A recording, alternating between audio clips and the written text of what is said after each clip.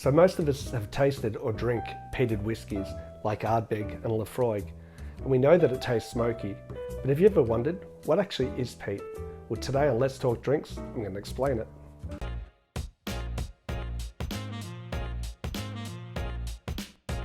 Welcome back, guys.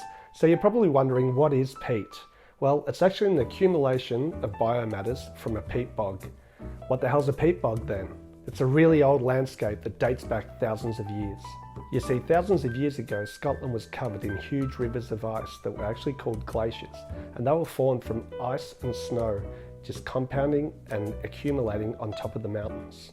About 11,500 years ago, Scotland became warmer, and a lot of that ice started to melt. It left behind a bleak landscape, but some areas were left with a fresh, fertile sediment. This had run down from the mountains as the ice was melting. Over time, the winds blew plant seeds from southern Britain and all over Europe, and those plant seeds started growing in the sediment. The climate eventually became wetter, and this wasn't suitable for growing trees in these areas, but it was great for bog plants like cotton grass and sphagnum mosses.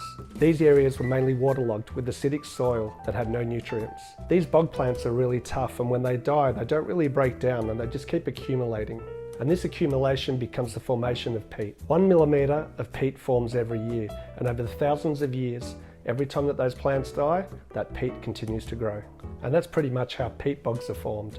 So what is peat?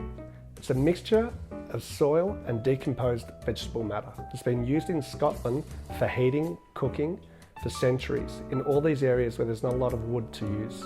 Peat's also a massive part of Scotch whisky production, as it's used to dry and flavour the barley and grains. However, not all peat tastes the same. Peat that is formed close to the sea normally has a salty, medicinal, briny iodine flavour.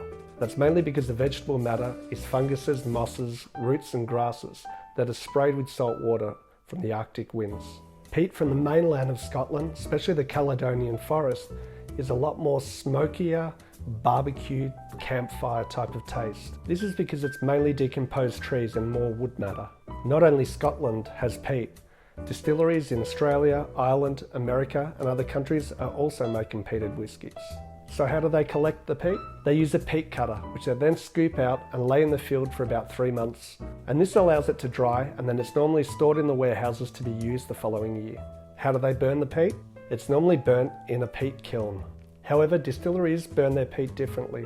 At the Laphroaig distillery, the fire isn't hot, as it's just smouldering, as they want to smoke the barley before they heat it.